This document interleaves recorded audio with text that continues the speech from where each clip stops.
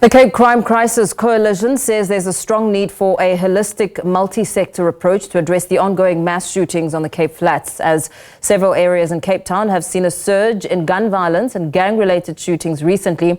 14 people have been killed in Kraaifontein last week alone in separate incidents.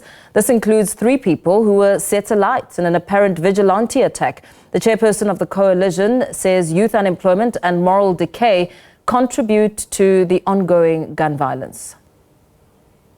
There are things that can be done immediately. We have, in our conversations with the Minister, agreed that we as the Cape Crime Coalition will draw up a document where we will put proposals for him to consider. But one of the things is focus on the hotspots and make sure that that there's resources there, make sure that the station commanders understand the extent of the problem and how the station commanders can work with the immediate communities that they're serving in that order. In order to build trust and bring communities in, because communities also have solutions that they can share, but they are sometimes just sidelined. Let's bring in some reaction. Board Chair and Head of African Futures and Innovation at the Institute for Security Studies, Dr. Jakkie Cilliers, joins us for more. A very good evening to you. Thank you so much for your time. I mean, the Western Cape continues to experience mass killings. What do these patterns suggest from your perspectives? I mean, from your perspective, pardon me, are these events rooted more in organized crime? Is it weak policing, socio-economic fractures? What is your perspective? So, of course, on the, let's call it the push factors that create the situation with regard to organized crime, there are the socio-economic challenges and all of those matters that exacerbate the situation. And on top of that, there is the availability of firearms and particularly alcohol and drugs. But on the, let's call it the suppression side of things, the lack of capacity and reform and policing initiatives also plays a big role. But it's important in the Western Cape to make the point that for about 3 quarters prior to the current situation, there was in actual fact a decline in the murder rate in the Western Cape through a determined effort in the Western Cape to try and get on top of this. But I'm afraid that we sit with a situation in the country where resources are not effectively used. People have started to lose trust in the police and the criminal justice system, and the rise in vigilantism is really quite concerning, because it's a direct response to not only the sort of pervasive crime, but also the perceived failure in the law enforcement agencies. And this is really, it reflects a breakdown in trust, which I think is really concerning.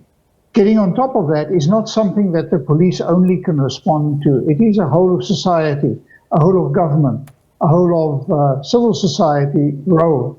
It will take all of us to try and turn this tide around. But from a policing perspective, some of the solutions are really evident, focusing on those precincts that have really high crime rates, focusing on control of firearms, on alcohol abuse, and these kind of issues can, and we have done it before. We did it in the years ahead of the Jacob Zuma presidency, when rates of violence and particularly murder in South Africa came down dramatically. But then the damage that was done to the criminal justice system, including to the police, has led to a resurgence which we haven't been able to get on top of.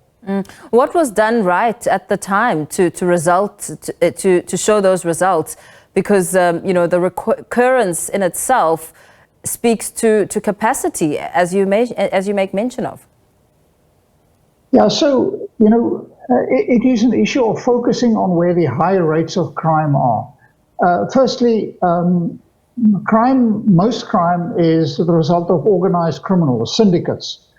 Those syndicates often are known to the police, and the violence that we experience in South Africa is concentrated in it's concentrated in a number of provinces and in specific areas. And what we need to do is to focus intelligence-led efforts on those precincts and really try and make sure that we deal with evidence-led policing that can lead to prosecution.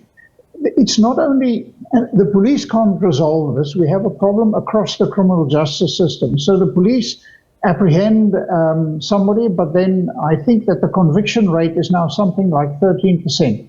So your chance of getting away with a murder, for example, is more than 80%. So it's the entire criminal justice system that needs that needs reform, that needs a real conviction. I mean, the president has spoken about the crisis that we see within, for example, ANC local government local governance, and that really is what is at heart here. If you don't fix all aspects of local governance, you can't expect the police to get on top of the situation.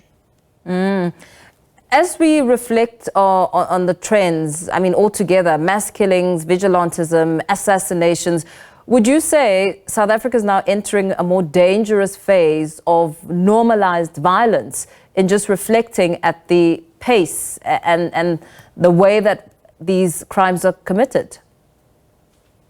South Africa, we are certainly struggling. I mean, there's absolutely no doubt about this, particularly the killing of attorneys and the political violence that we see. The commissions of inquiry all point to a fact that it is really time that we take crime prevention, crime combating, and the criminal justice system seriously.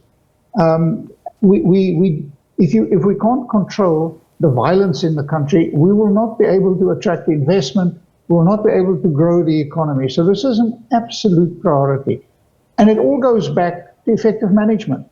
Dealing with crime, we have a crime and justice program at the Institute for Security Studies.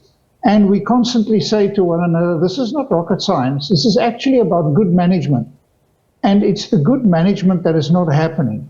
It is, in a sense, going back to basics. There's a lot of focus on getting boots on the ground, whereas we all know that the problem is that we need to invest in detective services.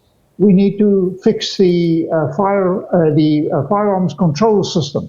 We need to make sure that dockets move from the police to the judiciary and so on. And these are largely management issues. And the problem is very much because of political interference, which I hope that the various commissions of inquiry will now deal with. But the reason why we are having these problems relate to the fact that we are not appointing competent people to manage, and people from within the police, for example, to manage the police. We bring in outsiders.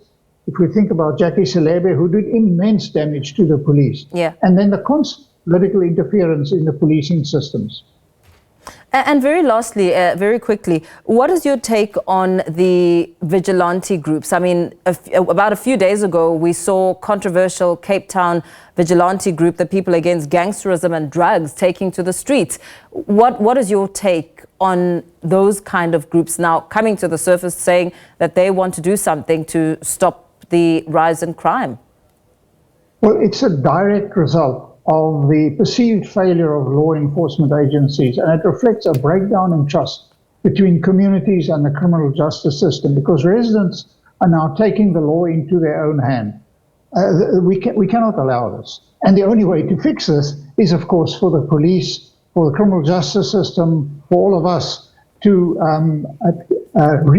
rebuild trust in the criminal justice system and in the policing, to re-establish community policing forums, and to go back to basics. We know what needs to be done. We just don't do it. And the reason we don't do it is often because of the way appointments are made and lack of leadership and a real focus.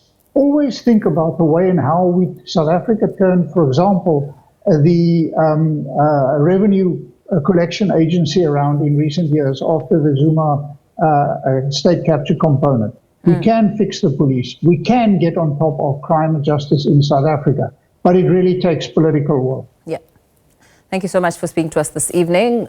Board Chair and Head of African Futures and Innovation at the Institute for Security Studies, Dr. Jakkie Cilliers. Thank you for your time.